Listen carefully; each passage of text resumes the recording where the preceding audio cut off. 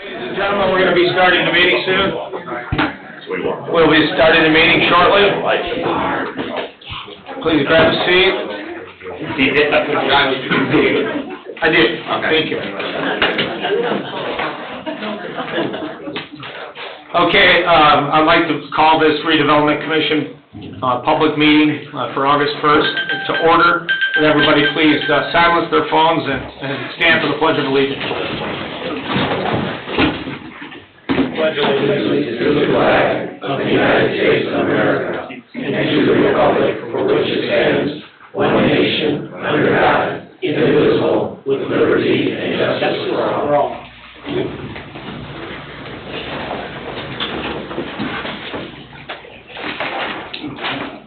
Roll call, please. Mr. Carnahan? Here. Mr. Rivera? Here. Mr. Raputo? Here. Mr. Miller? Present. Ms. Sheehan is absent. Ms. Pascal? Here. Mr. Bizarre? Here. Mr. Sharp? Here. Mr. Foreman? Present. Ms. Sandberg? Here. Mr. Salatas? Present. Mr. Austin? Present. Ms. Hyduk is present. Thank you, Cheryl. Ladies and gentlemen, tonight we'd like to start off with a presentation. For those of you who've been here before, we do an Explore Every Day community recognition from time to time throughout the year. It was started years ago from the Redevelopment Commission. So I would like to take a moment to read a certificate and a letter in honor Holiday Liquors. Brian Kubel, he's here in the audience. Brian, could you come up to the podium, if you would, please? And his wife is here, too. And your better half.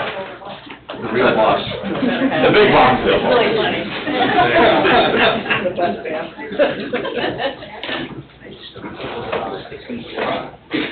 Certainly, having grown up here and knowing about Holiday for many, many years, I'm always impressed with all the giving back that you do for fundraiser after fundraiser after fundraiser, et cetera. But why don't you tell us about your business? How long have you guys been in business? So the folks watching online as well as in the audience can truly understand the story. Well, the liquor store developed from across the street way back, I don't want to bore everybody, but back in the 50s, probably late 40s, early 50s. Kennedy, the hotel was on the hill where the condos are now. And at the time, there was a liquor store bar down at the bottom there, right where the entrance is to the condos. It was called the Gaslight Bar, and there was a little liquor store next to it, kind of like, thinking in Illinois where, well, anyway, it's a bar liquor store. Anyway, back then when the mills,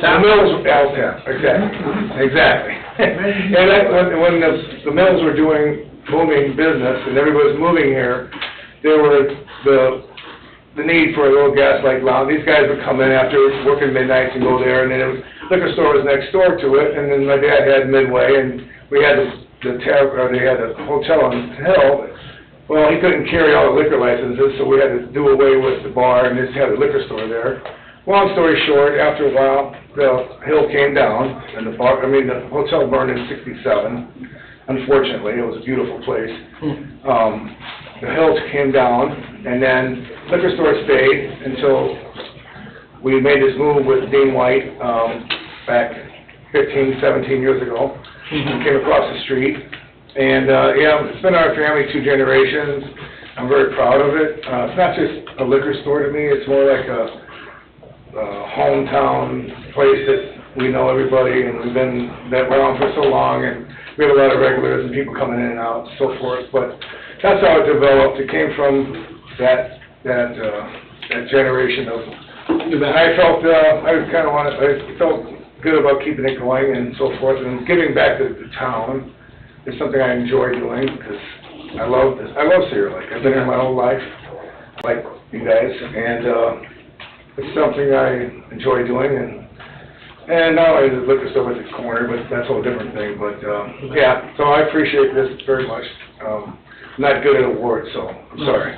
Well, I wish Colleen was here because she nominated your business. So thank you. Yeah, I know. I would like to take Another thing that used to be right next to it, Obadiah Taylor's cemetery used to be right directly north of the liquor store. Well, it was in the hill, I think. No, it was right next to it, and then Yeah. when they moved it, you guys had it, your dad had a parking lot put there. Yeah, that hill was the largest hill, point in Lake County. I don't know if anybody realizes that, where the condos were. It was a huge, big hill, remember? Yeah. And you could sit up there and see the entire lake down on it, and it was, Yeah, I remember Yeah. slowly chewing away at it. getting up and down was a little bit of a challenge, but, And yeah, then anyway. after the hill got tore down, people got a view of the lake then. Yeah. Okay, so I'd like to read this, on behalf of the Redevelopment Commission of Cedar Lake. We'd like to express our thanks to you and your team for the excellent community service and community outreach you and your staff at Holiday Liquors provide to the town of Cedar Lake. Our town's motto is explore every day. This has multiple meanings, one of which I'm convinced to explore the features of the town and linger with family and friends.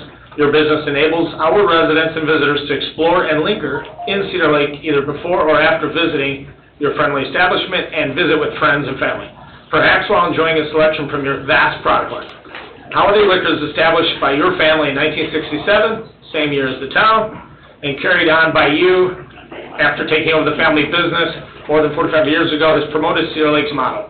During the June 6, 2023 Redevelopment Commission, commissioners nominated your business for commendation, wishing to highlight your achievements. Holiday Liquors has a hometown feel and a friendly environment, is welcoming, and mimics what Cedar Lake wants its citizens and visitors to feel. Your support in the various activities and organizations within the town of Cedar Lake is to be commended. To that end, we remit a resolution of thanks to you and your staff for all your hard work and your hometown values, which align with what defines the heart of Cedar Lake and follows the mission of honoring and celebrating families in our community. Thank you for your contribution to Cedar Lake, and I would like to come present a certificate for you. Want to hand this to me after this? I'll just jump over Bob's table. Better than his golf swing. Want to do both? We'll stand right here, Brian. How are you? Good, how are you? Good. And she, I take a photo here. And you get to hold it up. Go ahead.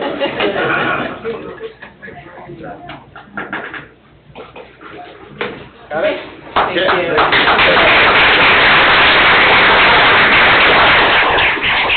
Okay, Ryan.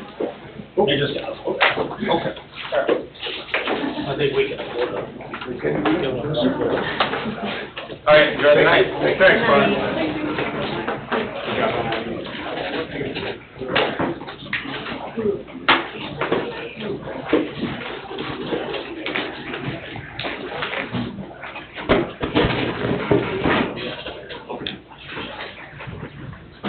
Okay, moving on, consent agenda, approval, June 6, 2023, regular public meeting minutes, and also item number 2, claims funds number 404, 341369, and fund 804, 22,001, 5280. As far as those funds, the Lithographic Communications, Huntington National Bank, for the 404, made up that amount, and for the 22,152, that was, There's no explanation for that one. that was Yes, what? there is.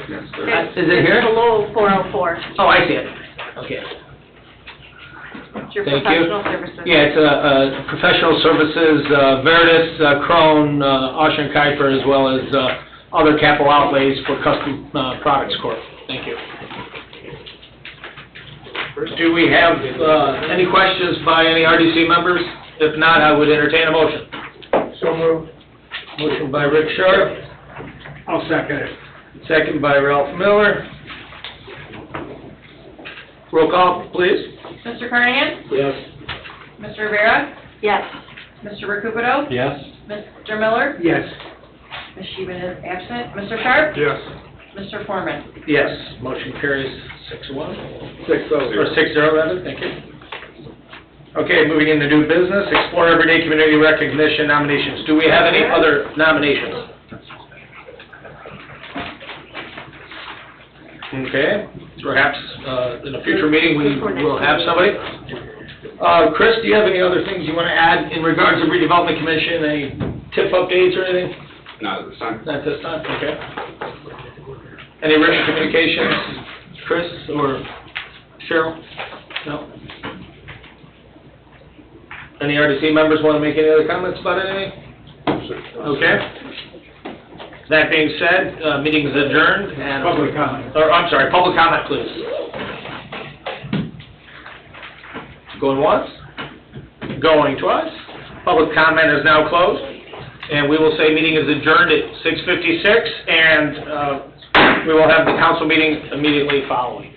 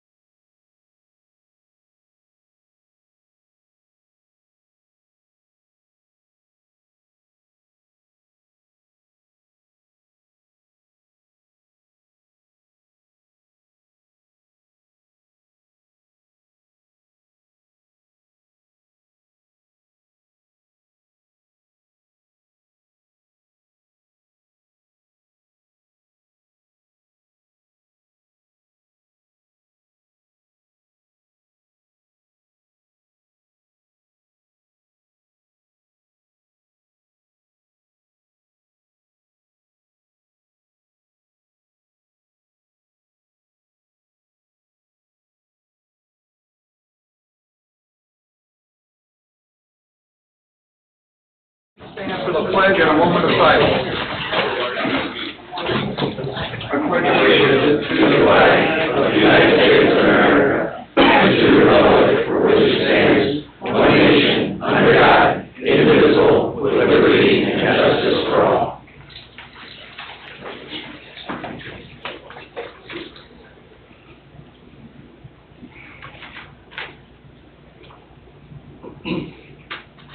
Thank you, everyone. Ken, roll call, please. Robert Carnahan. Here. Julie Rivera. Here. Nick Recupito. Here. Ralph Miller. Present. Colleen Sheehan is absent. John Foreman. Present. Richard Sharp. Here. I am present. Chris Billattis. Present. David Austin. Present. Thank you. We began with a couple of presentations from Chief Fisher.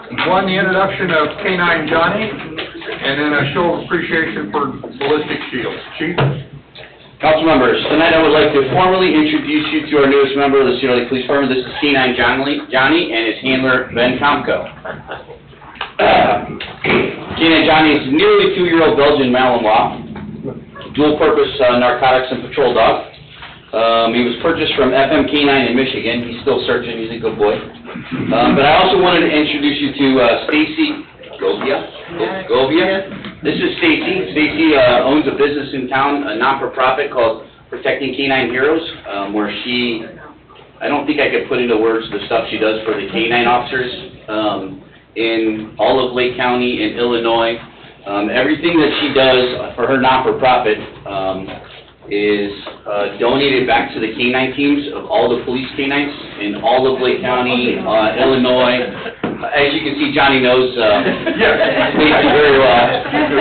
Yeah. And Stacy is the person that my administrative assistant Sarah is very good friends with.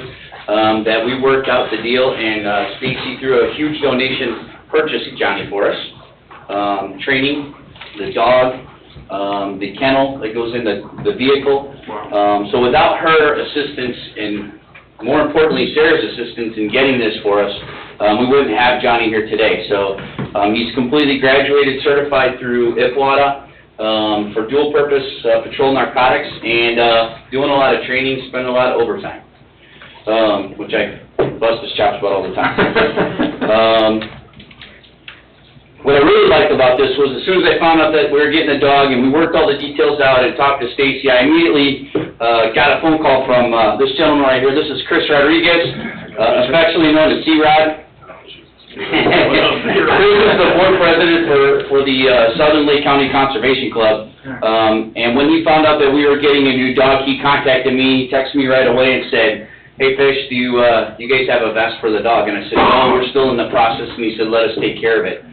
So the Southern Lake County Conservation Club has purchased a brand new vest for the dog, a bulletproof vest that's on order. It takes a little while to get them, just like ours do. I mean, they're 8 to 10 weeks usually, 90 days. But it's fitted for him so that he can have it on him and they can start training with it. So I just wanted to introduce you to them. As well as Johnny, because without these folks, we wouldn't have the ability to have another dog. Our last dog passed away, which was mine in 2008. That's what I thought. So it's been a long time. Yeah, Aaron passed away in 2008. So are you jealous? No, I don't want to do it anymore. Yeah. Well, I'm glad we have a K-9 dog in our community again, so great job with that. And I especially like his name, as I've mentioned before. So. Yes, you have. Good dog. You like Johnny, huh? Yeah. That was a caveat. The donor, I don't want to go into too much detail, but the donor wanted to name Johnny after her brother, and so we said no problem, we could do that. Awesome. Sure. So we call him Johnny Rocket now. So. Great. Well, welcome, Johnny. He's a little excited right now. Yeah. So, what I prefer, really, honestly, is get a picture with you all with Johnny up front here and these folks that did a donation, if you're okay with that. Can we do that? Sure. All right. You get a kiss, but I'll kiss every now and then. Special kiss. Just give me that. You need to get that. For a rental? That's all. Like Carl. Yes, it's very important. Get a hold of that. You gotta get close. Oh, yeah, I know, he's not worried about it. So I go down. We'll just take you up and smack you around. Are we good? Can we get in here, Bob? Might have to squeeze in just a little. Oh, that's perfect. Got it? Okay, everybody ready? Johnny. All right.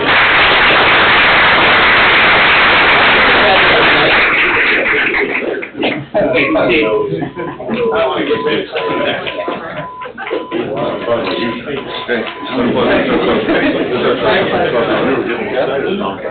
you.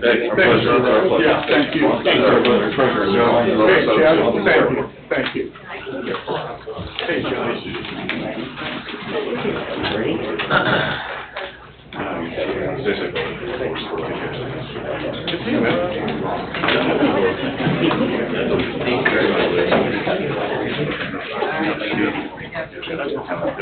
Just as an announcement, on October 13th, she has a fundraiser for Protecting Canine Heroes.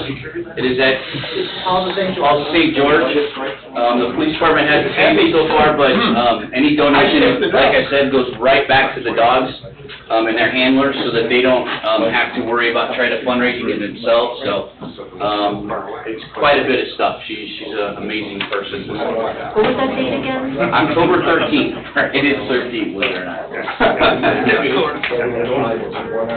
going to leave this out one more time, okay? Yeah, okay, we're on, we're ready for, Yes. holiday.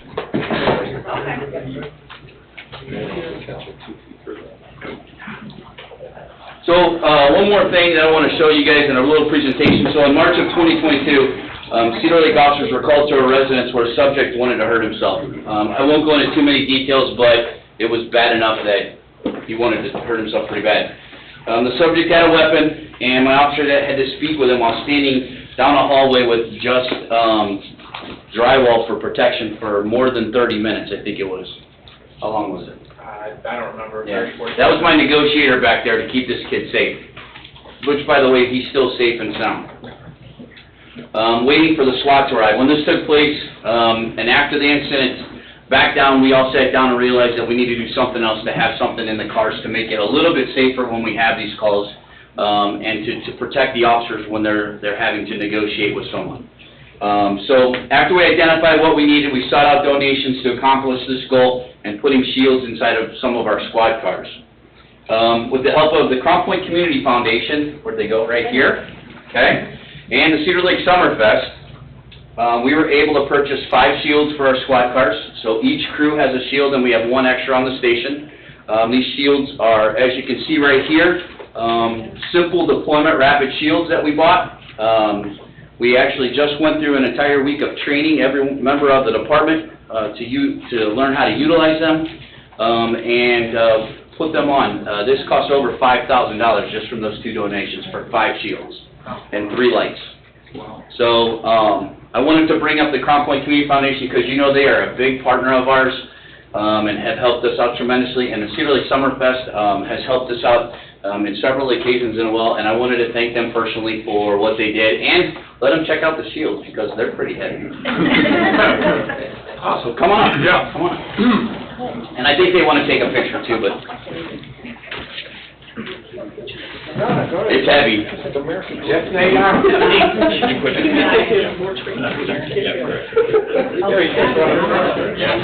Thank you, everybody.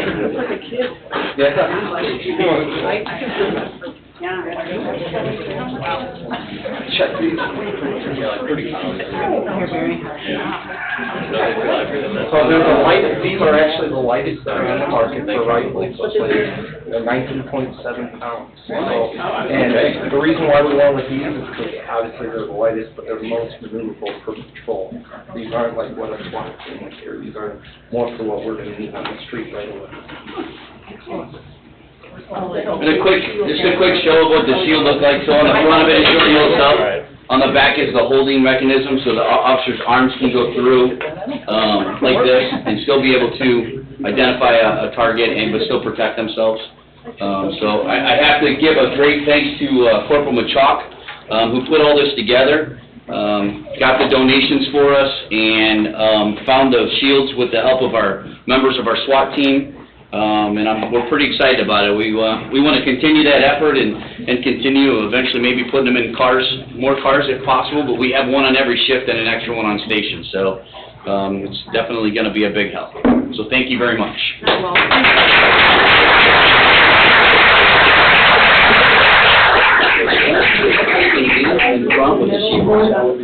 I'll have them taking me in the front with the shield. Hey, Doug, scoot back a little bit, so you guys are even up. It's like a class picture. Go volleyball.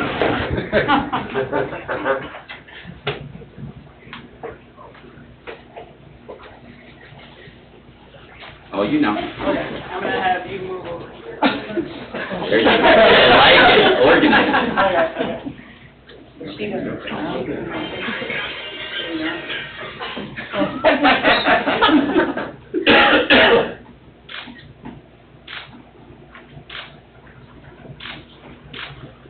Can we get some of the? Council, would you like to come in real quick?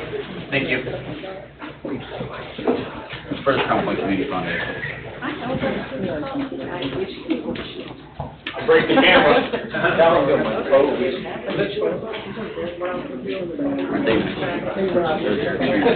There's only a few of us. I'm in.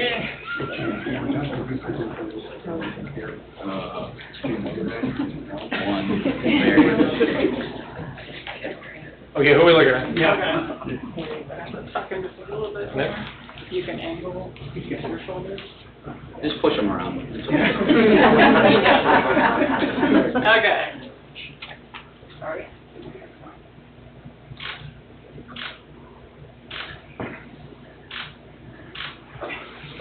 Thank you all.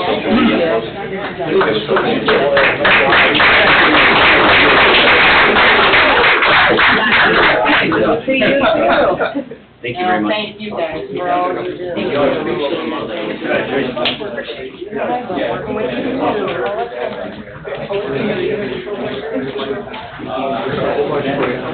No problem.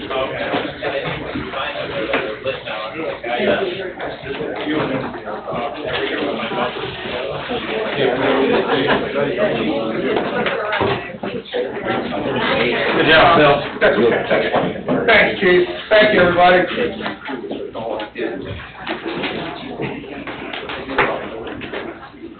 Next item is public hearing, ordinance number 1456, public way vacation, continued public hearing, Rego, deferred an initial public hearing on 4/27/23, and subsequently on 6/20/23 and 7/18/23.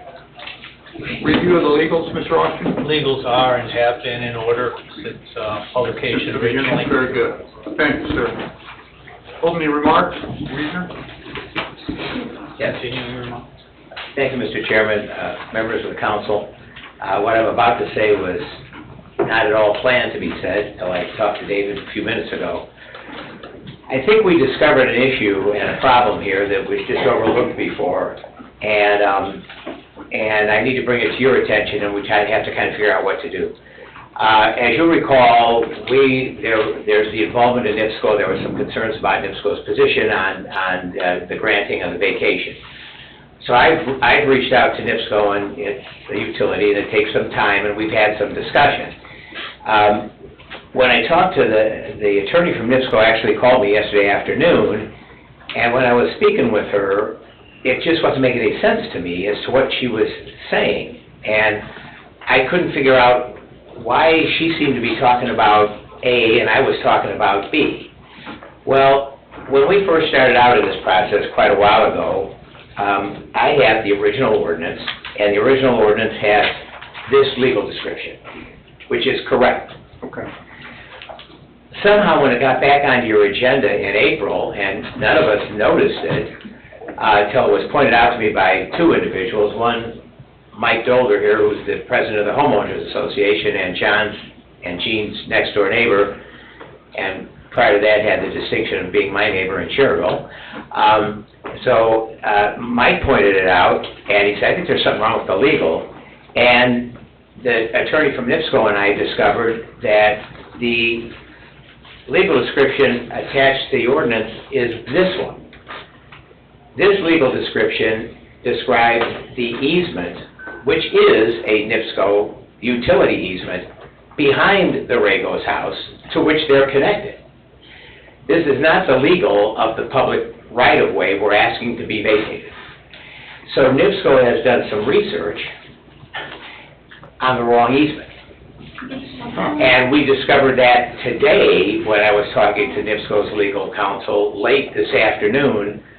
And I then found out that she was talking about a 15-foot easement behind the Rago's house, and I was talking about a 10-foot walkway in front of the Rago's house.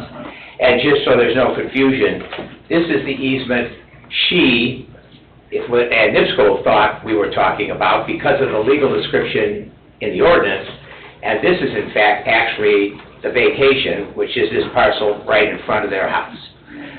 That being the case, and believe me, the last thing I wanted to do coming here tonight was kick this can down the road, but in order to perhaps be able to come back, not perhaps be able to come back, would like to come back, if we could come back at your meeting in August, if you have another meeting in August.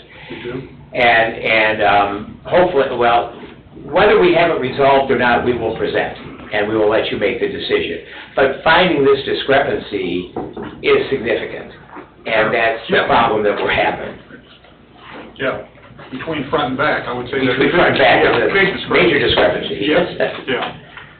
Well, So very that's good. the Thank issue. you for all the research that you've put into this. Yeah, we've really worked hard, and NIPSCO's been very cooperative. They just kind of came a little bit later than Say that they're again. busy. Say that again, Jim. NIPSCO has been... NIPSCO's been very cooperative. Oh, yeah, I know. Okay, I thought that's what you said. Thank you.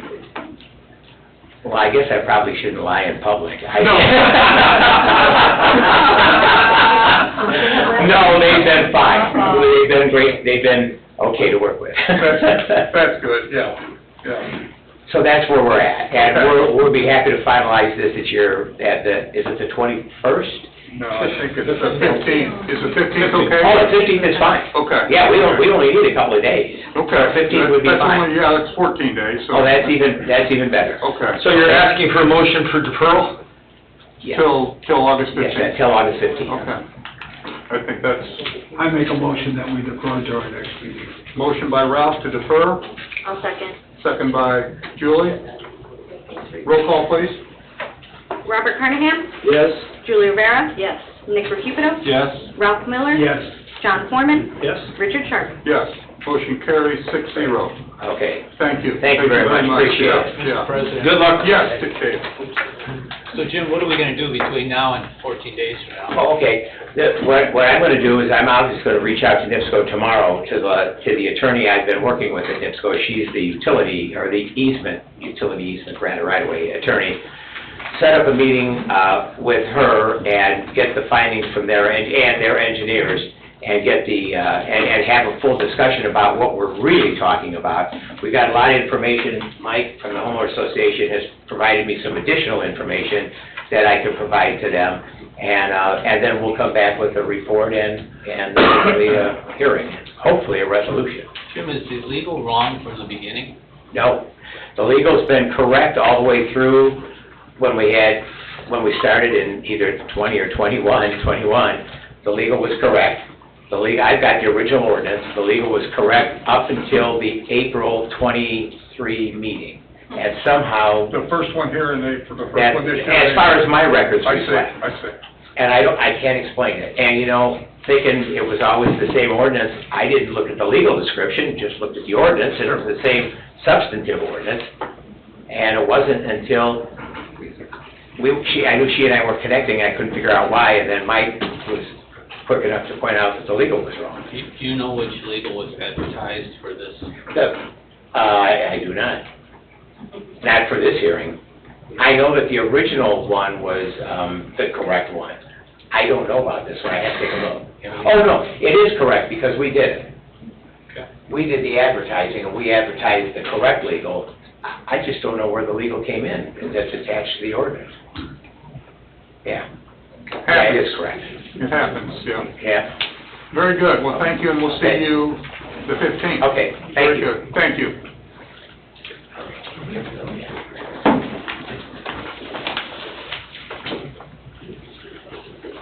Consent agenda, minutes, July 18th, 2023, claims, Old Town funds, $161,763.61. Mr. President, public comment. Public comment. Oh, public comment on agenda items only. I'm sorry. Public comment on agenda items only. Public comment on agenda items only. Good evening. Good evening. Mary Jo Dixon, 8711 West 132nd Place. I just have some questions. If you don't answer now, it might be part of your presentation to the town hall. But in June, I emailed Jen to ask about our finances because we don't have 200 building permits. It doesn't look like we're going to, and the budget was based on that. Also, the collection of taxes was down. So I'm wondering where the money is going to come for a new town hall if we're already behind the 8 ball this year.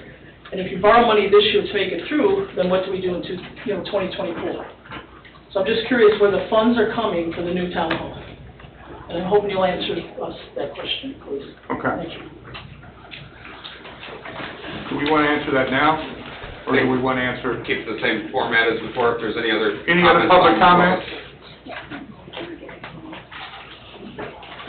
Cheryl Parker, 7227 West 136th Court. I also have a question on this town hall project. In the last meeting in June 20th, there was a discussion about it before you guys voted on K2M as the architecture firm for the design. And there were some questions as to I believe Nick asked if that was a vote to go ahead with the project or just the design. And we were told that it was just the design. But in the agenda for today, Veritas is indicating that the town hall is going to be constructed. The town hall is going to be located next to the police headquarters along Constitution Avenue. 2 stories, 18,000 to 20,000 square feet. And so my question is, and then they said that in here also that it's anticipated the town will construct the facility through the BOT, which is fine. But there's a discrepancy between what we were told last meeting and what's on the agenda for tonight, so I'd like to know what really is the story on this, because it seems like we're getting some mixed messages here. Thank you. Any other public comment? Good evening, everybody. My name is Jeff Field. I live at 10240 West 134th Avenue. I got a question about this Moore Street water main reclamation or extension project that be brought up in old business. At the July 18th meeting, the town council voted on that motion, and it did not pass. It did not get the 4 votes that it needed to pass. The no votes are by Nick and by Bob, and later in the evening, in the public comment, there were several residents complaining about how Gatlin Plumbing had left their property. Trees down, grass not growing, fences not right, and more. I took a ride by there too, and it didn't look good. The owner of Gatlin Plumbing was here that night, and he tried to explain some of the situation, like why the landscaping wasn't right. He said, the problem with that was he couldn't get a landscaper because they were all busy. I don't know if that's a really good explanation. And the reason why the grass wasn't growing because we were in a drought. Well, everybody's grass is like that, and if you have a chance, you should go out and get a truck and water the people's lawns for them, because they made the problem in the first place. These are all legitimate concerns. And now the town wants to give them another $912,000 for another project. What guarantees do we have that the same problems will not repeat themselves again? I would encourage the board to vote no on it until the current problems are completed. And another thing, Gatlin was the only company that put a bid on this job. I mean, whether their bid was a good bid or not, we still have to have some kind of competitive bidding. And I don't know if that would involve just putting the process out again, but I think we need to do it, just keep a better eye on what's going on with Gatlin. Thank you. Thank you. Public comment?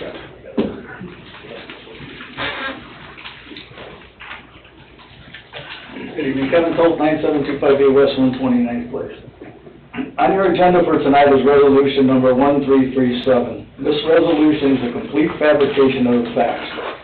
First of all, there was no April 7, 2022 meeting listed in any of the town minutes or the agendas about the $2 million pledged. There were discussions as far back as 2021 about ARPA funds, stormwater, and TIP money being used, but never a mention of $4.4 million in wastewater funds for this project. In February 2022, there was an ordinance passed to take TIP funds for this project. Public hearings were scheduled, and one could say this followed a transparent, proper path. As At the July 5th, 2022 meeting, there was a discussion to award Dredge America $5.9 million for the project, with the town manager commenting they would need to commit sewer funds to fill the gap. No mention of how much or of a resolution or public hearings on taking these funds. In other words, no transparency. I believe these funds were taken without proper transparency to all the utility customers. Not passing a resolution and having public hearings on this rate of our funds is wrong.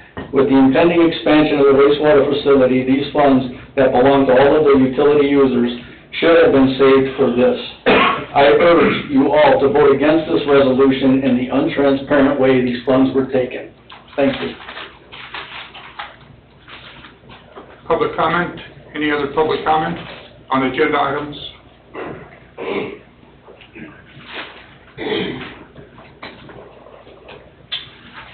Good evening, Terry Broaders, 14513 Morse. I guess I just have one question. You guys want to spend roughly $1 million to put in this water main going south on Morse. Correct me if I'm wrong. My question is, all the residents that water main is going to be going past, will any of those residents be connected? And if not, what is the actual purpose of this money being spent at this time? I'm guessing it must be for the new developers. It just seems that to use the taxpayers' dollars to put in that size water main and not connect the taxpayers that are in between where you're at and where you're going. It just doesn't seem fair. I mean, shouldn't everybody have good water? Thank you. Public comment? Public comment? Public comment on agenda items is closed. We want to start answering now? Absolutely. You want to start, Chris? For the new town hall, where's it coming? I'll start from the top. As far as the Veritas contract and the previous K2M contract to do schematic design for a new town hall, that was budgeted into the town council's budget last year for this year. Those funds are in there. As far as what information the consultants put into the agreements, those are all planning numbers, because the schematic design process, like we went through with the police and fire, will ultimately regurgitate out the square footage, et cetera, they're putting in tentative, temporary planning information. Square footage, location, et cetera. That will all be decided if and when the project moves forward, once we're past schematic design. Likewise, the ultimate funding source for that will have to be identified once we know the size of a project. So mixed messages, just mixed planning messages, temporary space fillers, because we can't leave, we need to put something in there. So this is just the visioning, due diligence, conceptual design? Yep. Thank you. Same process as we use for the police and fire. So we'll start out with a vision and then whittle it down to what we need functionally. And I think it worked out pretty well for us so far. The Moore Street water main, I think they're very different projects from the Utopia project. There will only be 4 residential properties involved in this project versus an entire subdivision where we're replacing service lines, etc. We're not cutting through backyards, we're cutting through right-of-way along Moore Street. Restoration will be done. We'll have, ideally, if the project is awarded or if the council decides to go out and rebid, Christopher Burke will be overseeing that construction observation, and at least one of the property owners is uniquely aware of, well, all the property owners have been uniquely aware of the project because we've acquired the right-of-way and or temporary easements in front of their homes, so they're aware of the project. At least one gave the temporary and permanent easements in front of his house in consideration for landscaping, to be able to mow it instead of having a retaining wall, which he has now. And as far as competitively bid, it was competitively bid. We had 6 companies here at the pre-bid meeting that responded to the request for proposals, and only, out of those 6, only 1 chose to actually bid on the project, which is what we have before us. And that line is to service the police and fire station, correct? Correct. That line will be able to serve, that line is to service the police and fire stations. That line has been contemplated to be installed, and the overall project should go to 133rd in phases as we move forward north. We cannot require anybody to tap onto the water utility like we can with the sewer utility, so at the time of those property owners, if they want to tap on, that will be at their choosing to tap on. But the water line will then be in front of their homes in order to tap on when their wells run dry or when they get tired of dealing with private wells of their own. Again, they will not be forced to connect. That will be of their own choosing.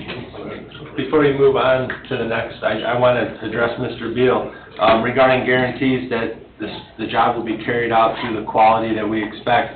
I reached out to Neil Simstad, who you guys are aware is our engineer, one of our engineers, and I thought it'd be a good idea to require in this bidding process that professional landscaping be used for restoration. And I think regardless of whether there's 4 houses or 400 houses, so that's something that he's going to take into consideration, and hopefully that we do that moving forward. Good idea. Because they weren't fit, they're not fit to do that stuff in Utopia, everybody knows it. So hopefully we correct that going forward. That's all I got, Chris. Correct. I will let, Mr. Toth has officially filed a complaint with the government agencies. I'll let Dave handle that one. Yeah, there's a complaint filed for the Indiana Public Access Counselor. They can't hear you. I'm not going to yell, Bob. There's a complaint pending before the Indiana Public Access Counselor as a consequence of that, and similar comments being made in that document as were made here at the dais and the podium. There should be no answer to that until the official response of the town is made. Thank you, David. Thank you, sir. And then I also believe that I answered Mr. Broderick's question as part of Mr. Beal, Mr. Beal. Yes, yeah. Mr. Okay. President, if I may, I'd Yes. like to just quickly address the Yes, comments made absolutely. by Please. Ms. Dixon. Please do. As previously stated in my email response to your questions, it's not tax revenues that are down, it's miscellaneous revenues, so 2 different funding sources. And when it comes to the miscellaneous revenues not being what we estimated them, Cedar Lake, we've posed ourselves in a pretty good position that we've had significant cash balances, cash reserves. So that'll make up the difference in this year's budget for any miscellaneous revenue shortfall. So what we need to do and what we've already discussed as we look forward to future budgets is we'll have to be much more conservative how we budget moving into 24, 25, 26, and so on and so forth. Thank you, Jennifer. Now we move to consent agenda. Minutes, July 18, 2023. Claims, all town funds, $161,763.61. Wastewater operating, $28,188.79. Water utility, $92,700.18. Stormwater, $12,579.19. And payroll for 7/20/23 and 8/1/23, $292,354.46. Donations, the donation of the K-9 vest from Southern Lake County Conservation Club. Do you have a motion to waive the reading of the minutes and approve the consent agenda as read? Make a motion to approve. Motion by Julie, second by John. Roll call, please. Robert Carnahan? Yes. Julie Rivera? Yes. Nick Ricciuta? Yes. Ralph Miller? Yes. John Foreman? Yes. Richard Sharp? Yes, motion carries 6-0. Ordinance number 1448, Building Department escrow fees. Chris, you want to? Yes, this is an ordinance to establish building Oh, I'm department. sorry. Chris, let's have John. Read by title. Yeah, by title only, please. You bet. Town of Cedar Lake, Lake County, Indiana, ordinance 1448. An ordinance establishing building department escrow fees and requiring as-built surveys in the town of Cedar Lake, Lake County, Indiana, repealing all town ordinances and town code provisions or parts thereof in conflict herewith and all matters related thereto. Thank you, John. Chris, I'm sorry. So this is a ordinance establishing the escrow fees for the building department. When new construction projects are presented, there are certain requirements which you can see in the attachments, both A and B, of what is required to be installed at time of occupancy. At times, there are environmental issues that arise.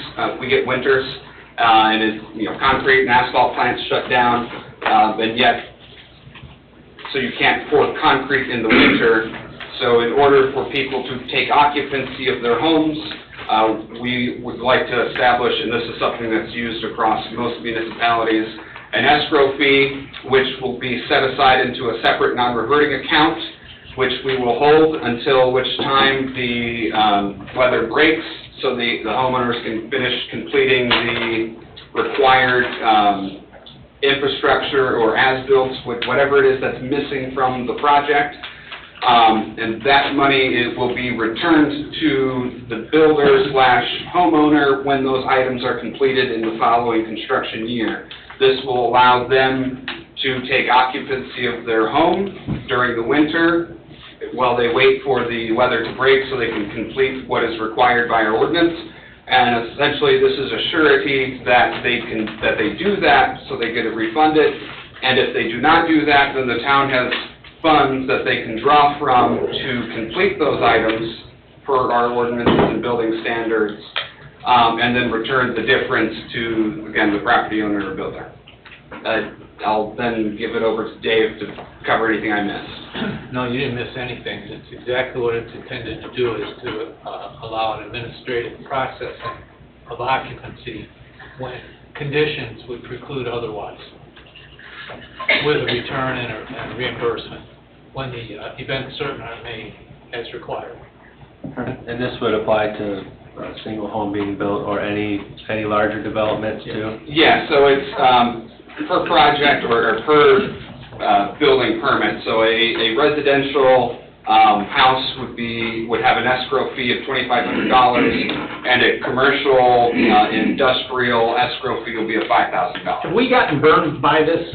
Is this why, I mean, for the residential side, it's just like, to build a house in this town is probably over 10 Gs and permits and everything. I hate to keep. Oh, it's well over that. But again, this is something that's refunded back if they complete everything. And yes, this is something almost every municipality deals with. But do we get burned by it for residential folks building a house? I mean, I understand. Are you asking if we get, if we had this occur where they don't never install the infrastructure that they're supposed to because they use the weather as a excuse? Well, we don't give a green tag if they don't do what they say they do.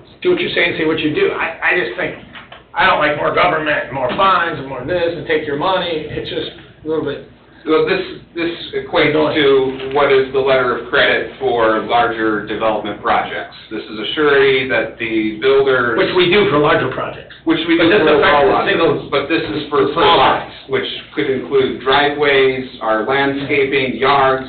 The as-bills are a big one. We need as-bills for every construction project. And if they decide not to do those as-bills, they're not turning them over to the town. When those houses get sold to the next property owner, then we have nothing on record to give the next property owner to say what was built on their property. Yeah. So this is a surety that requires or then backs up the town. So if the property owner or developer or builder does not provide those as-built or whatever it is that's required, the town can then go and get those. As-built are probably the largest in municipalities that get missed or get not completed, and those are probably one of what we would like the most. Gotcha. So in our current ordinance, all these improvements would have to be made before occupancy is given. This is allowing people to get in there if they got issues with weather or whatever, get in their house and get this stuff completed, and if they don't, we pull on this. So, for instance, we had an instance last year where I think it was about September, an individual was completing a house on the east side. They claimed the asphalt plant had closed down, or they weren't delivering or making, orders to come and do a driveway. And we had no mechanism to give them occupancy until that driveway was installed. After going back and forth several times and the town not having a mechanism to give them occupancy without them installing the driveway. Apparently, the asphalt plant's opened back up and they poured the driveway, but there would be instances where in the future that won't be a reality, and they really are closed down, or it gets too cold to pour, and you need a mechanism to allow people to take occupancy of the house and allow for them to complete the work when the weather breaks. So it's a benefit to these people, I see it as. It's a benefit to the people, because usually the builders are the ones putting the money down, so it's not generally money out of the pockets of individuals, and they get it back should they complete everything that they should complete as we require. Yep. Okay. I'm good with it. Mr. President? Thank you. Yes. Chris is exactly right, though. As-bills are an issue sometimes, just by nature of things out of control of the property owner, the developer. They don't get an engineer back or a surveyor back to do those kinds of things. I'm involved in several disputed communications or arbitrations with those right now. So we worked at length on this particular project over months, talking, having the same discussions you're having as we wintered it down. It started out a lot more complicated, and we brought it into a simple formula, a simple, understandable amount of money and procedure. So we think it's as easy as we can make it, but that's of course up to you. So this is in addition to the letter of credit? The letter of credit is for the subdivision overall. This is per parcel. So a person that does a 20-lot subdivision now has to also ante up to 25? Only if they're also the builder and they're building in on each lot, or a lot. Yeah, I can see it, I guess, for commercial, industrial, but I don't know. The largest offenders are your residential. Thank you, Chris. Thank you, David. Do we have a motion to approve ordinance 1448 for the building department escrow fees? I'll make a motion to approve. Motion by Julie. I'll second it. Second by Ralph. Discussion? Roll call, please. Robert Carnahan, I'm gonna vote no because some of the things mentioned, I wanna think about it. Julie Rivera, Yes. Nick Recupero, Yes. Ralph Miller, Yes. John Foreman, No. Richard Sharp. Yes. Motion carries 4-2. Thank you. Ordinance 1465, special events permit, first reading was June 20th, 2023, vote 6-1 in favor. Chris?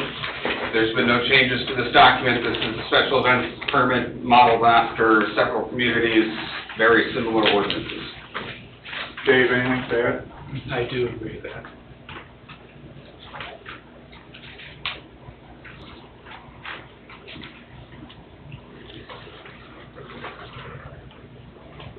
Okay. Oh, I'm sorry, yeah. Oh, I'm sorry, I thought you too. I thought you said you had something to add. Okay, I'm sorry, my mistake. Can't reach Bob. Sorry. I apologize. Do we have a motion to approve or adopt ordinance 1465? I'll make a motion to approve. Motion by Julie, I'll second it. second by Ralph. Discussion? Roll call. Robert Carnahan, No. Julie Rivera, Yes. Nick Recupero, Yes. Ralph Miller, Yes. John Foreman, Yes. Richard Sharp. Yes, motion carries 5-1.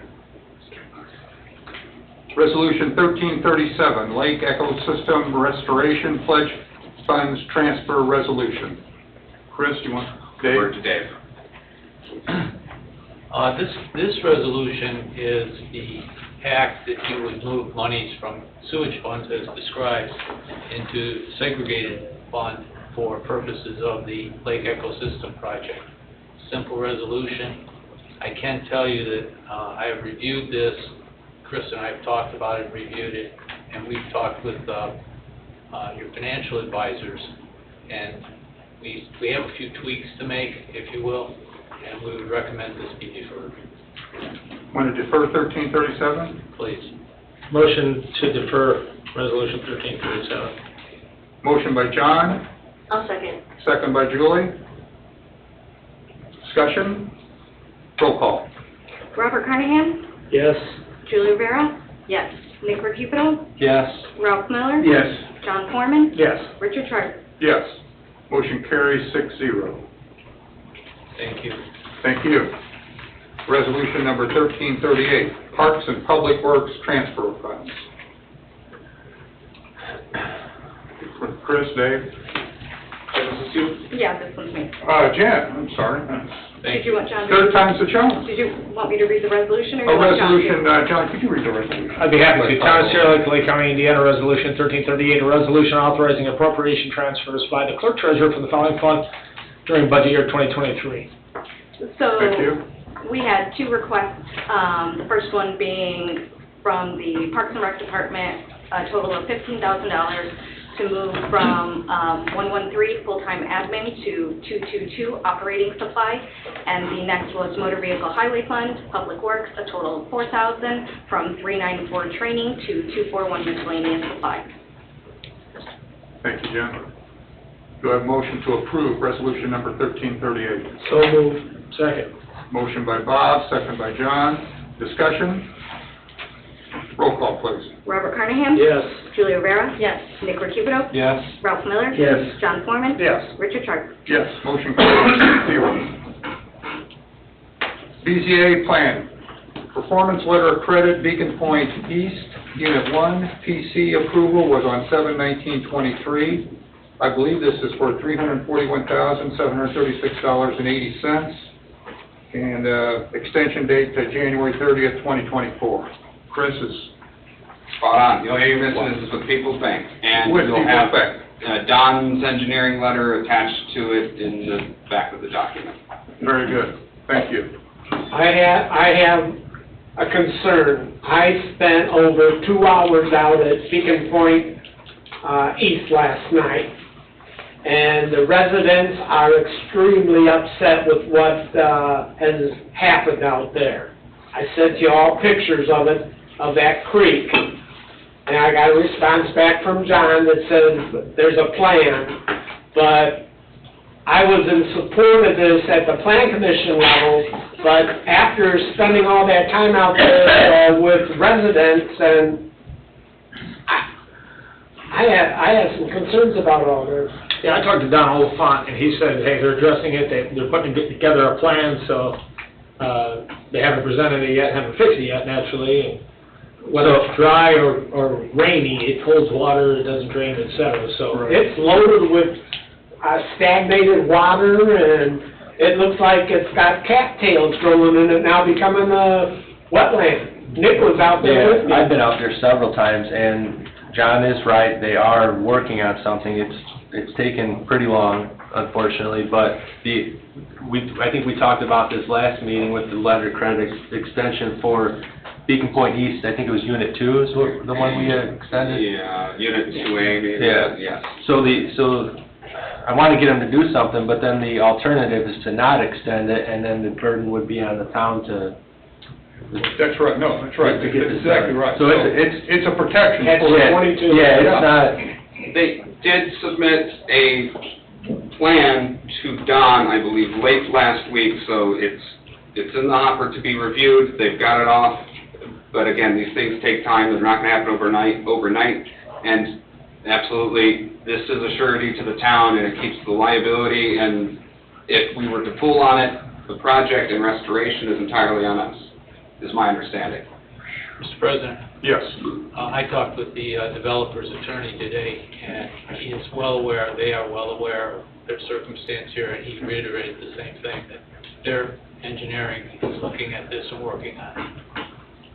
So, Thank you, Dave. I don't know if you guys on the Plan Commission can answer this, but these units 1 in East, I guess 1A in Beacon Point and 2 in Beacon Point, where are these areas? Like, so let's say Unit 1, because I don't think in the packet it really showed the location of them or what part of that subdivision it is. No, you'd have to go onto the GIS. The easiest thing to do right now, or for someone at home, would be to go on the GIS on the subdivisions tab and to look at the area under the subdivisions tab, because that'll show you the breakdown of the phases of each subdivision. It's right behind Douglas, Coops, essentially. Yeah, So right across the street. I think that was not They started at the tracks, if I'm not mistaken.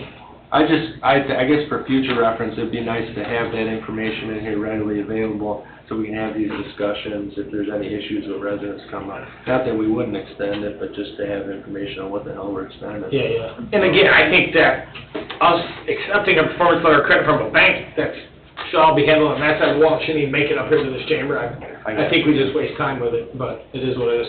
Gotcha. So yeah, I think Unit 2 is along Deodar Street. I mean, I could just pull the lot out of the GIS, and that's Unit 1. Unit 1? Yeah. Okay. Okay, do we have a motion to approve the letter of credit extension? So moved. Motion by John, I'll second it. second by Ralph. Roll call? Robert Carnahan? Yes. Julia Vera? Yes. Nick Recupido? Yes. Ralph Miller? Yes. John Foreman? Yes. Richard Sharp? Yes, motion carries 6-0. Number 2, maintenance letter of credit extension, Beacon Point, Unit 1A, PC approval, 7/19/23, for $25,209.17 till January 30th, 2024. Chris, whatever you want to add. That's it.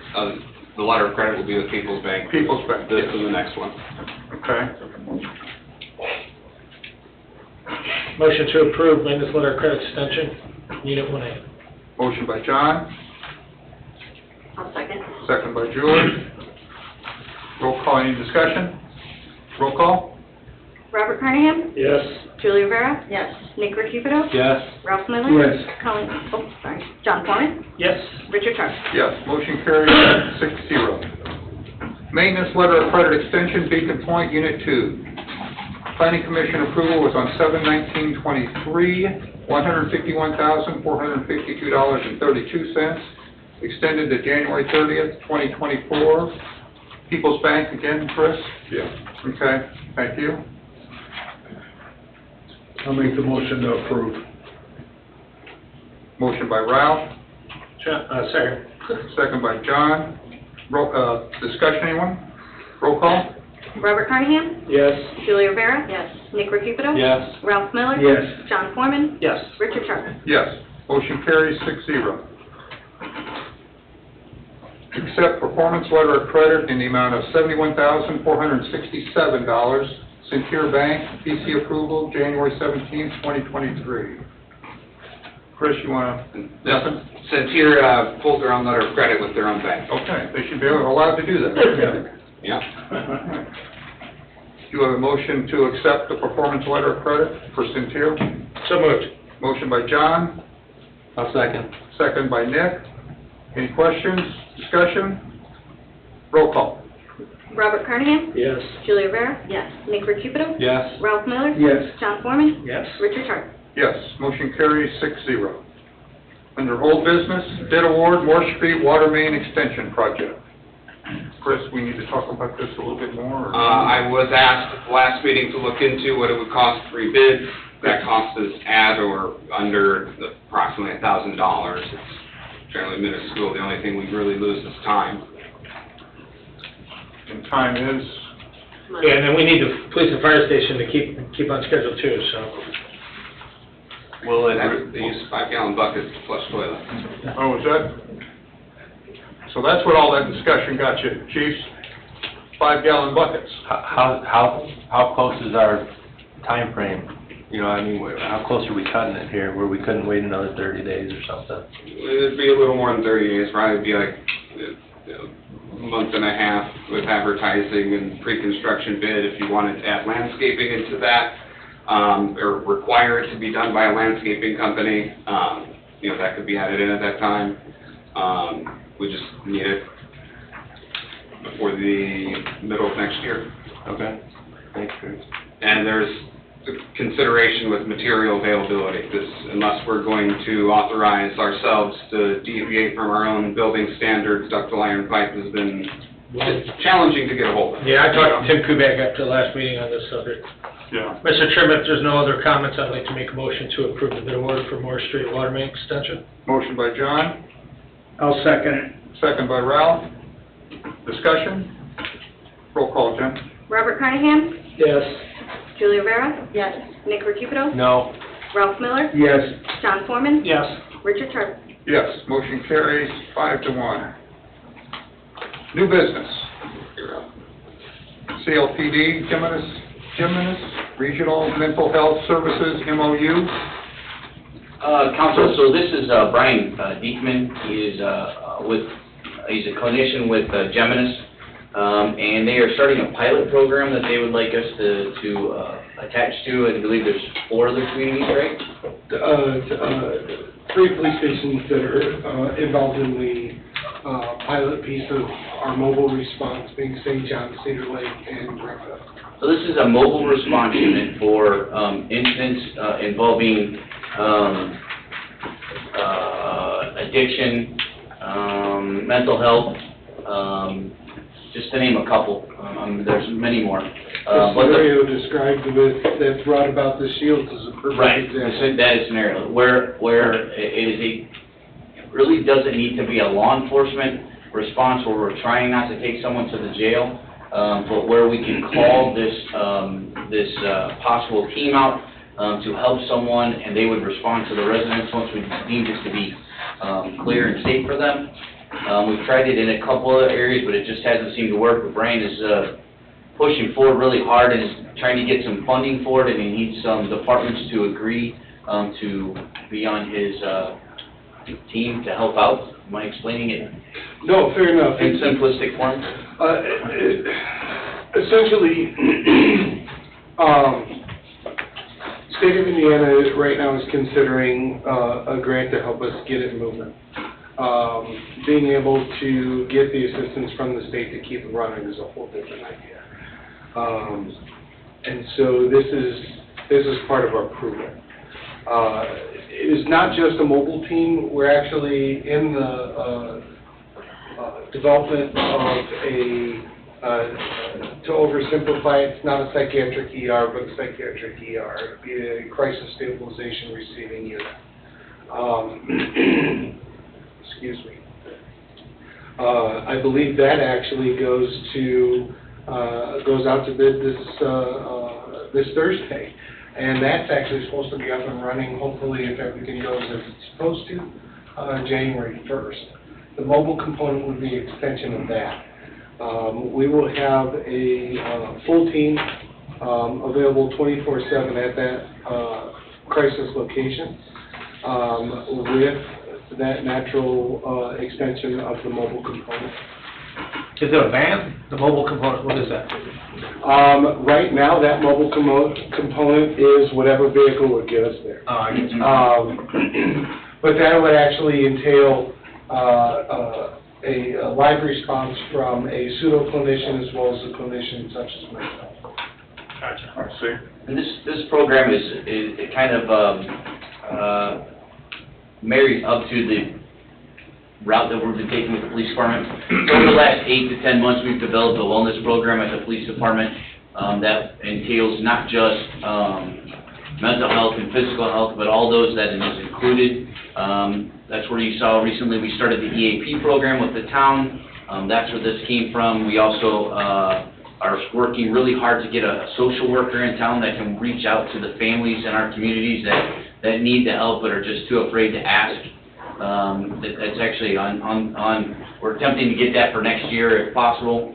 But this is all correlating together. It's all together what we're trying to do. And this MOU would allow Brian to put our name on the docket for the state to show that there is a need for it up here and hopefully get the funding. We've been talking back and forth.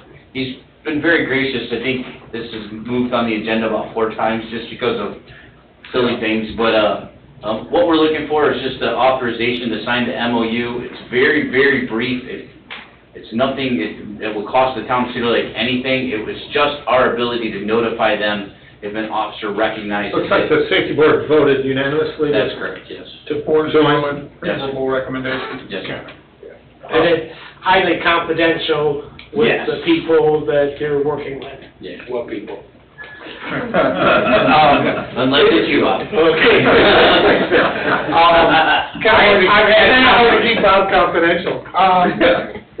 I had conversations with him. Brian's a member of our community, and something that he's really passionate about and wants to push us forward, so. There's actually a trend in the state of Indiana right now that's actually moving towards having pretty much every officer trained in CIT with these mobile units.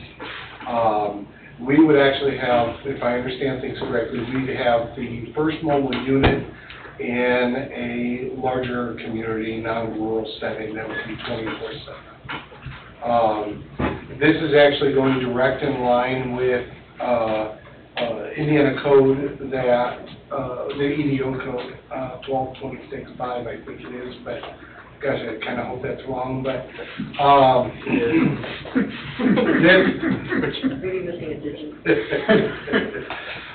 this is actually changed as of July 1st. And the changes that have been made is to start to lay the groundwork for this side of healthcare to join up not only with the medical side, but as well as with police. Any Very good. Thank you. Much needed. Yes, much needed. Yep, thank you. Thank you, Chief. Any council discussion, any further? Do we have a motion? So moved. Motion by Bob, I'll second. second by Julie. Additional discussion? Roll call. Robert Carnahan? Yes. Julia Rivera? Yes. Nick Vertuccio? Yes. Ralph Miller? Yes. John Foreman? Yes. Richard Sharp? Yes, motion carries 6-0. Good luck to you. Yeah, good luck. Thank you. Number 2, Veritas Owners Representative Service Proposal for the Town Hall. Chris, or somebody online? Or Yeah, so we do have David Rainey from Veritas Group online for any questions for him, but this boils down to Owners Representative Services or construction observation for the schematic design phase of this project, and I guess I'll turn it over to you, David. Hey, David. Thank you, Chris. Council, so the proposal that I provided to you aligns with K2M scope of services, which takes us through the visioning, conceptual design, as well as the schematic design. So the intent of this scope of services is really to identify the viability of the project, identify the location, as well as provide really at that point a rough order magnitude of cost. So we don't go beyond that scope. So, I'm happy to answer any questions you have.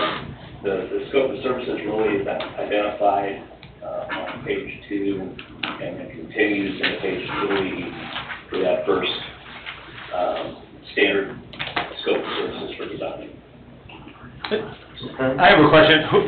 Have you already identified a team here with Chris for the town hall side? Because I haven't heard anything about that, or? Yeah, so the administrative offices that will remain here when the police leave have all been included. Okay. Police and fire have their own building.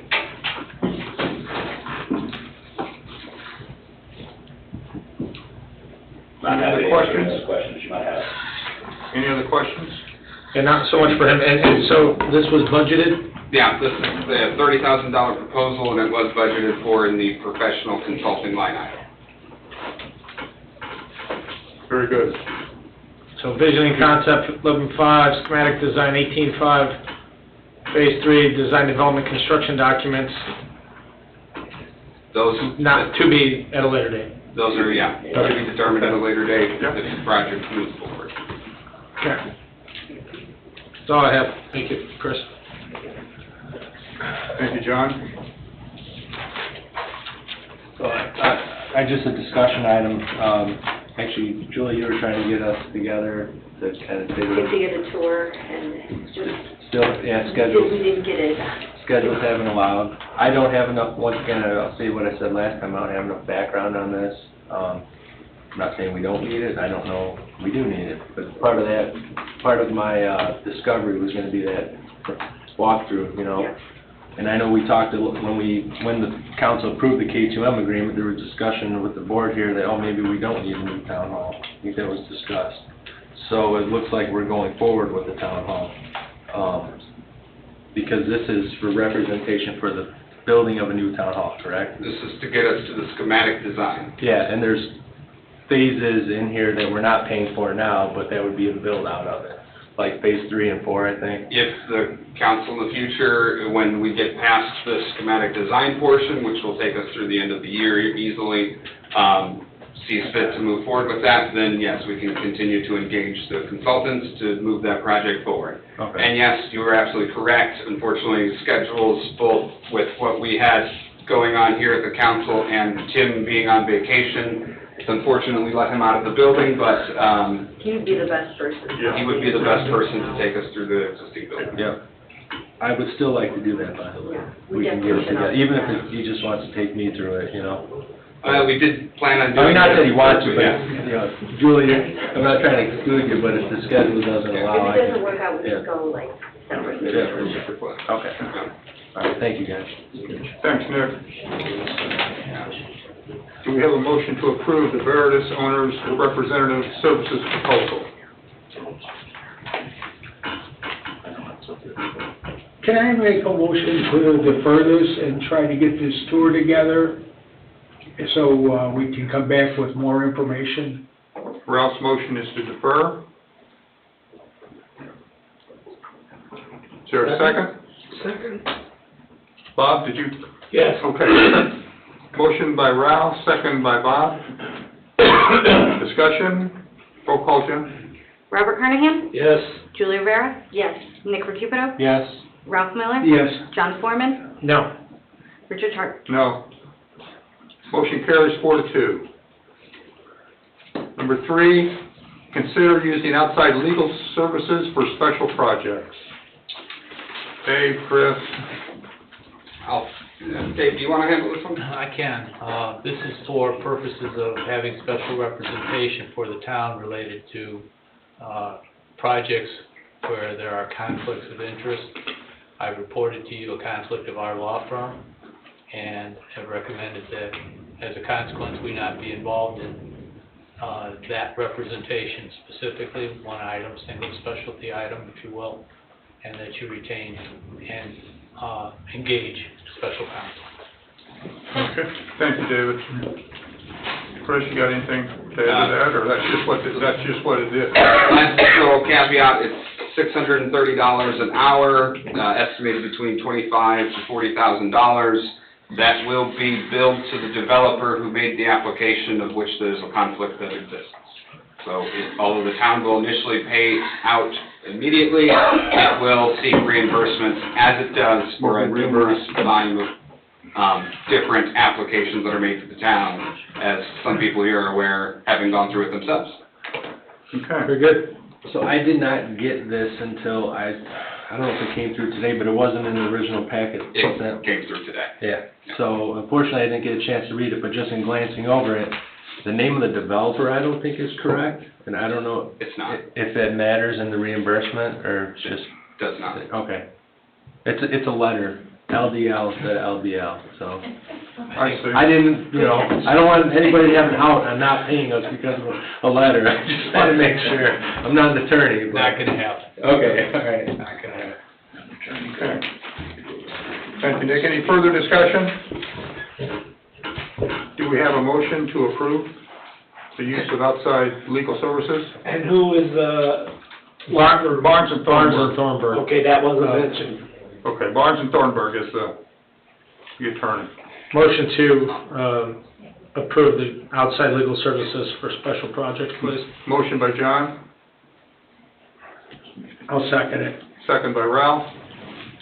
Discussion, roll call. Robert Carnahan? Yes. Julie Rivera? Yes. Nick Recupero? Because of the fact that I didn't get an opportunity to read it, no. Ralph Miller? Yes. John Foreman? Yes. Richard Hart? Yes, motion carries 5-1. Okay, acceptance of Founder Creek's well site, deed and license agreement for access. Do we have a motion to approve? Mr. President, Yes, Dave. this is a particular item I did have a chance to glance at and review, and Chris and I talked about it briefly. May I suggest that this be deferred 2 weeks, and action item on it, for then you'll have new counsel who will be able to look at this, and Defer till the new, okay. that'd be my suggestion. Motion to defer. Motion to defer by Bob, I'll second. second by Julie. When are we deferring this till? Till 8/15, is that correct? August, the new lawyer firm to look at. Oh, okay, all right. Yeah, till August 15th, 2 weeks from tonight. Okay, all right, thank you. Yes. Motion by Bob, second by Julie. Roll call. Robert Carnahan? Yes. Julie Rivera? Yes. Nick Recupido? Yes? Ralph Miller? Yes. John Foreman? Yes. Richard Tardy? Yes, motion carries 6-0. Christopher Burke Engineering pay request 2 for stage 2 dredging in the amount of $212,752.53 payable to Dredge America. Chris, you wanna? You'll be seeing more of these. Unfortunately, the question Bob's going to ask, how many? Don't know. Nope. Multi-year project, but this is a pay request for, I believe this will probably be monthly, but this is a pay request for the work that's been completed so far. Okay. I do have another question. I was down at the chamber and saw them out there, and they were replacing the grinding equipment because the other grinding equipment failed, so they're putting new equipment. Do we pay for that new equipment, or? No, Bob. No. Okay, glad to hear that. It's a contract, it's probably just changing it, it's probably carbide. The grinder, with They teeth gotta and stuff replace in stuff. it, probably just Consumables. Thank you. Do we have a motion to approve this pay request? Motion to approve. Motion by John. Second by Ralph. Roll call, please. Robert Carnahan? yes. Julie Rivera? Yes. Nick Recupido? Yes? Ralph Miller? Yes. John Foreman? Yes. Richard Tardy? Yes, motion carries 6-0. Item 6, Peterson Consulting Services Agreement to assist in preparing the GASB 34 report for fiscal year ending 2023. Jennifer, you want to talk about the GASB 34? So this is our annual engagement with Peterson Consulting. I believe this is year 4, might be year 5. I think it is. But the last few years, we've engaged with them, and they help us to prepare our capital asset additions, retirements, any construction in progress, any of our worksheet summary schedules, keeping track of anything related to infrastructure, land improvements, building, machinery, equipment, vehicles, utilities, so pipe in the ground, sidewalks, roads, all that fun stuff, because we are required to report that annually to the state. So they help us in preparing quite a voluminous report. Yes. This is for a fixed fee of $3,675. That seems cheap. And I do believe one year, I don't know if it was them or somebody else, but they discovered that we had some sort of a vehicle listed on there and we didn't even have it, and we got it removed and reduced insurance costs. Insurance went down. It's quite possible. We've gotten much better now through this, and then the schedules we do keep with insurance, also as well as the requirements, not only on the reporting side here, but SBOA is much, like they were on controls a few years ago, they're much more on capital assets nowadays. So each department, now that we've gotten a good team in place, I'll say, with our various department heads, our tracking is pretty good. Very good. Thank you, Jennifer. We have a motion to approve for preparation of GASB 34 by Peterson Consulting Services. So moved. Motion by Bob. A second. Second by Nick. Any discussion? Roll call? Robert Carnahan? Yes. Julie Rivera? Yes. Nick Recupido? Yes? Ralph Miller? Yes. John Foreman? Yes. Richard Tardy? Yes. Motion carries 6-0. Bid award, Shades Roadway Project. Chris? So we received 2 bids for the first half of the Shade subdivision north of 141st. The lowest, most responsive bidder was Milestone Contractors North, Inc., is their official name, for $1,795,961.77. This project will likely span this construction season and next. Awesome. Unbelievable. This is also partially funded by the Community Crossroads Matching Grant. And we will see a construction observation proposal by Christopher Burke at our next council meeting. Awesome. To oversee the construction observation for this project. Where's the rest of the funding coming from, Chris? There's multiple sources. Jen, do you So we'll be using all of the motor vehicle highway restricted funds that we budget both this year and next year, because we are required to take 50% of our distribution we receive in MVH and put it into restricted, and you can only use that for roadway, construction, repairs, so on and so forth, however they have it in the legislature. So we'll use the MVH restricted monies. We will also use all of our available casino monies. We'll use a good portion of seeded monies, and then, I mean, since We we're could gonna... use some of the infrastructure money from the Lennar, I think. Oh, actually, Road Guard. that is on my list, Road because Guard, there's approximately $150,000 remaining in that fund, and I did have that, so we can close that out this year, because I'd rather close that out first than, you know. Yeah, sure. And that's where we got $1,000 for every house they build in Rose Garden. Yep. And I can't stress enough how important this is for those folks that live up there. Yeah. They've never had a road, ever. So we're doing to them what we did to South Shore residents and what we did for the folks up in, by MacArthur School, putting proper drains in and giving water a place to go. So it's good for those folks in the shades. Very good. Do we have a motion to approve? I'd like to make a motion to approve. Motion by John. The bid award, I'm sorry, Shadesburg. Yeah. I'll second. Milestone. 2 Milestone Contractors North, Inc., for the amount of $1,795,961.77. Thank you, John. Second by? I second it. Second by Ralph. Discussion? Roll call. Robert Carnahan? Yes. Julia Rivera? Yes. Nick Rapido? Yes. Ralph Miller? Yes. John Foreman? Yes. Richard Tarp? Yes, motion carries 6-0. Move on to reports. Town Council, Mr. Carnahan. The Cedar Lake Chamber will have a townwide yard sale this Saturday from 8 to 4. They will have the maps available down at the chamber office. And I'm going to bring up my concern on Fairbanks and 129th. NIPSCO has a subcontractor out there installing gas lines, and they've done a poor job of patching the roads that we just recently paved. And I just want that made part of the record. Thank you, Bob. Is there anything, Chris, or a contact over there to make sure that that gets done right? Our engineers are on it. Bob's reached out to them already. All right, cool. Very good. Thank you. The plow truck driver for that route will appreciate it too. Yeah. There is a new house on 129th that got built west of MacArthur, and whoever laid that patch did a magnificent job. Okay. They need to go find them. Whoever that was. Yeah. Okay.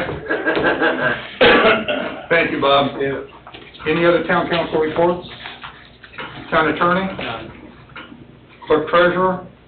Just continuing to work with our on-staff accountant on various projects, as well as with our financial consultant, Court Libby, and Mr. Sladas on the 2024 budget. Very good. Thank you, Jen. Town manager? No report. No report. Director of operations is absent. Vacation. Police department? Nothing really to report on the police department, just that I hope that you've noticed the flashing yellow sign now that's on Lakeshore Drive. We've taken some of the complaints that we received, like Mr. Toast, and in conjunction with the town hall and the town manager and the public works, and moved the yellow flashing sign that's on the westbound, right on the corner there of the property before you get to Dairy Belt, and the other one will be operational very soon.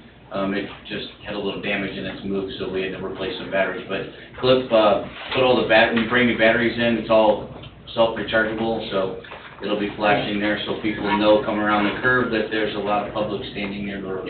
Yeah. I have a question. I like what I see there, but Barb brought up about Parish Avenue where people aren't stopping there. Could something like that maybe be installed there? You know, the concept originally was that there'd be a stop sign there. We've actually talked about it. If there was a stop sign at that location, that would eliminate the need for a crossing location. The other issue is that it's only happening, Barb, around 3 o'clock in the afternoon, the majority of the time is what I was told? Or is it all day long? There's people, because I don't see that many people walk. Do I need to go up there? I don't think so. Maybe in a second. But, As a matter of fact, when I left the meeting that night, I ran into John and was telling him, as soon as I got home, if somebody was stopped at the stop sign-ish, nobody was there, and the person behind him was laying on the horn. And it's a constant. And then you've got that with the stop sign at 137th, and it's like one car at a time, but it's really goofy. It's really, really goofy. I think a traffic study would be more appropriate there to see what kind of, I mean, we don't have the ability to do a feasible civilian study. I mean, it'd need to be a traffic study done. I think Christopher Burke already had one before the project was done. We were gonna reach out to him to see what he had. We could probably get your... But didn't Ted just put pedestrian crossing? We have a pedestrian crossing here. That's, the problem is they're not stopping, as she said, but. And they're going home. But if we go, Some people stop and then then the person behind them doesn't stop. Sorry. well, if we go sit there though, I guarantee you every time we go sit there, then nobody will cross the road for 2 hours. Yeah. Then we'll leave and it'll be somebody crossing the road. Some are stopping when they're not supposed to be stopping. Yes, Some that'll happen. stop when they're supposed to stop, to the point that I'm seeing kids and their parents or whatever trying to cross, and I'm literally pulling my Jeep into the middle so that they can come across because nobody's stopping. Or I've come across with my dog and the guy's like laying on his brakes because obviously he wasn't looking, but I had plenty of time to get across. And it's just a lot going on now. I think that we should do some kind of traffic study or look to see what we already have on it before we make any recommendations to the town to install any stop signs or any additional flashing yellow lights. Because putting a stop sign would draw more concern to me about traffic backing up at that stop sign during school let out and Jane Ball being packed up where we couldn't get by. But it also is an issue with the civilians walking down the road. So now that we're putting sidewalks in, these are some of our newest headaches to go along with needing crossing guards, which I believe is a good possibility. We're going to put one in at that location for the school of Hanover Township this year. So Which intersection is this? 135th and Parish, 135th Avenue. 2 streets behind Strack. Yeah, Yeah, there's people's tracks there. Yeah, the people coming out of Utopia are having a hell of a time getting out sometimes. Sometimes they are. There's them Utopia people in. Is it Utopia? They're good people. They are. They're just having. No, it's a change because with Windy Creek on the other side, you didn't have as much traffic in the past. With Windy Creek being developed and all this stuff down in Beacon Point and all the way down to 144.7, there's a lot more traffic than we ever had before. I think And traffic you guys studies have worked really hard at putting all these new sidewalks in, which is what allows the public to walk, which is huge, but those crossing areas is a new learning curve for drivers that haven't seen them in Cedar Lake. So I think we can look into it and see what we can come up with. Thank you. Thanks, Chief. Thank you. Fire Department? I had 2 things, but I forgot one of them. So Bob, you gotta tell me what the second one was. Smoke detectors and the baby box. Oh, all right. Yeah, we applied for a baby box grant. We're applying for a baby box grant through the state fire marshal's office. So we'll be filling out paperwork. We'll probably put it at the fire station on the west side due to cover more people. The baby box is basically a secured box that's installed into the fire station, and you deposit the child into the box. Once you close the door, it locks, and it's got a controlled atmosphere inside of it. It's either cool enough or warm enough for a baby. Then it sets off the dispatch to the fire department, lets us know there's a baby in the box, and then the mother can leave the baby there without ever being noticed because we can't put cameras around it or anything like that. So it's a secured location, and then the child, we would reach out to the county department of child services and surrender the baby there. So we're in the process of doing that. looking at that as well. Crawford Fire Department did it a couple of years ago, on the very first night they advertised that they got a baby in it. Wow. So, it was kind of surprising. The second thing is, last month I mentioned about the fire alarms for the hearing impaired. We were unsuccessful in getting the fire marshal's office to give us any more since the grant ran out, but we found another resource in the Red Cross, so the Red Cross will be giving us a bunch of those. The only stipulation is that we have to be there when they're installed. So this thing vibrates like crazy, and it says fire across it, and flashes, and it's actually a pretty neat device, so we should be seeing them soon. Rich had asked me about his church being interested. I'll find out how many we're gonna get, because I requested as many as we could get, so that if you know anybody that is hearing impaired, let us know, and we'll see if we can get them at least one for their home, so. Very good, good. Thanks, Chief. No problem. Written communication, I don't see any. Chris, okay, none. Public comment? Any public comment? Hi, Tracy Haskell, 13436 Osborne Street. I have two different things. The first one is, my daughter had a question, she had to work, so she couldn't come in. She's at Rose Garden, and they had a meeting this week because the community, that subdivision, wants to take over the HOA, because they were told that they were at 90%. So at the meeting, Lennar told them they couldn't take over the HOA until they were at 100%. I remember about 2 months ago, you guys talked about the subdivision across from Hanover, how they had to be at 80% to do that. Who can they reach out to get the correct information? Because those residents don't know what to do to move forward. Mr. Chairman? Yes. In a whole large, thick body of documents, there's a document in there about the governance, and it's in there. It's in there? It's in there. Okay. It's a recorded instrument. It was appended to the PUD agreement the town entered into with Lennar, and it's part of their approval. Okay. So that's the start. I'll pass it on. Thank you very much for that, because I tried telling them that from what we got at the meeting, 80%, and that they were told, no, it had to be 100%. I don't remember if it's 80 or 90% as we sit here, but I know it's in there. Yeah, Lennar told them that they were at 90% right now, so they were like, okay, if you're at 90%, can we take over the HOA? But thank you for the information. And then the other one is, it goes along with all of the streets and everything. Clear Lake Softball has not had a softball tournament since the middle of August. I know you guys said you're going to... July. No, I'm sorry, June. Middle of June, there's been no softball tournament. But we got those speed bumps on July 5th because somebody complained about somebody speeding. You're not putting speeding bumps on every single street. There's no softball going on. Why do us residents have to deal with them? I understand the street going towards softball during the softball time, because those are the people who complain the most, right up there by the softball field and everything else. But Osborne Street and 135th, where they were added in, we had road construction last year, which was a big reason why you guys put them in, both Osborne and Schneider.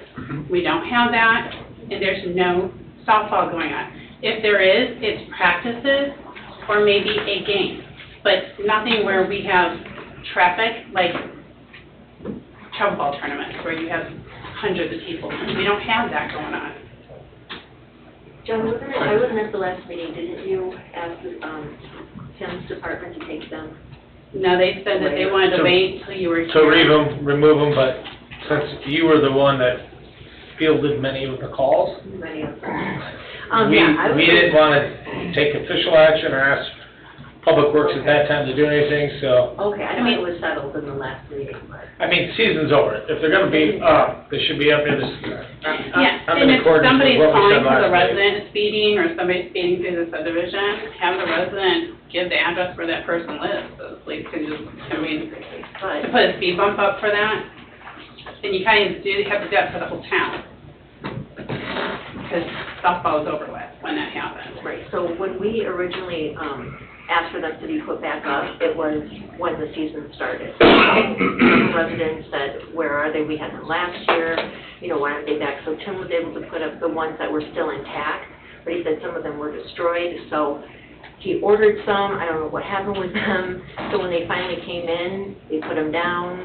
There was still some kind of all-star tournament, something going on where people were saying that their small children in the area were, you know, in danger of people recklessly driving through there. So I made a promise, we're going to put them down. I'm not going to say because they came in late, scrap it. So I that will was my tell you, reasoning. softball did a fabulous job this year.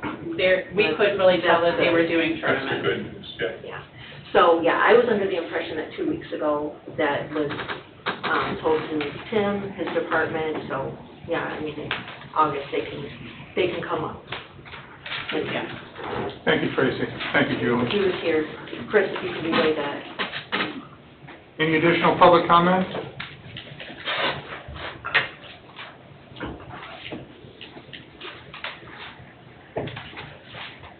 My name's Robert Grosek. I live at 14055 Deodore.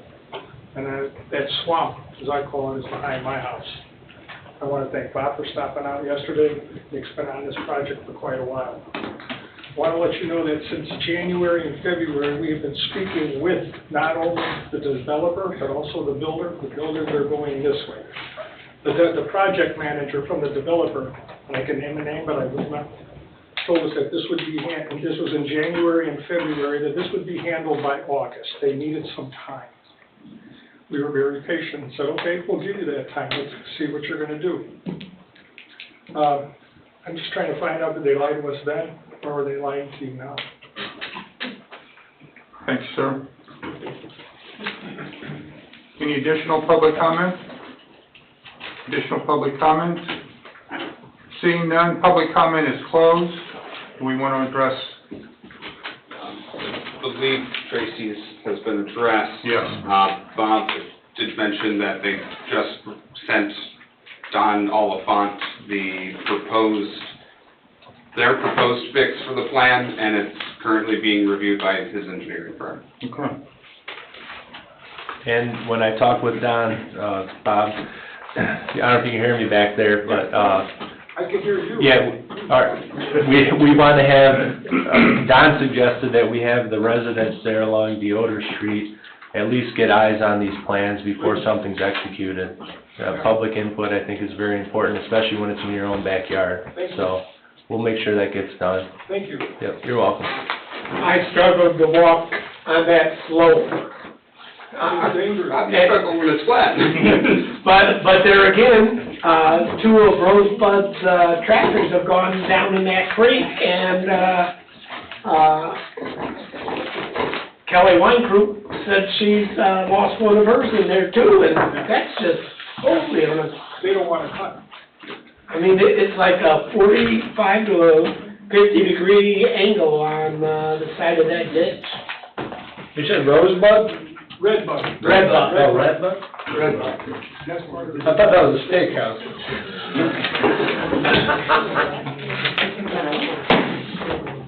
This meeting is adjourned. Next public meeting, August 15th, 2023.